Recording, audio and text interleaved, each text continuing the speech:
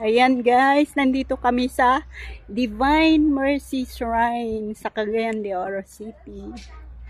Oh, ganda. Ayan. Ayan, ang ganda niya.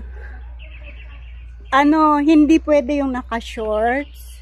Pwede yung naka-sleeveless. Kaya merong free na doon. May free na palda.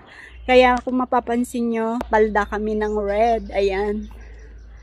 Ayan. Nakapalda kami ng red. Yung mga lang, binigyan lang ng shawl. Ako din. Ayan, nakapalda. Ayan. Kasi naka-shorts kami. Ayan, paakyat na po kami doon. Tapos, merong water na, healing water siya. Yan, bibigay ko sa kapatid ko. All the way from Cagayan de Oro City.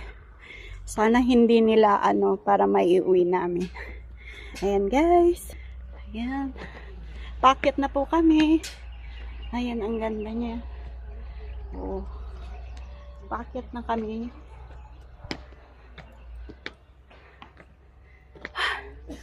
Ayan, guys.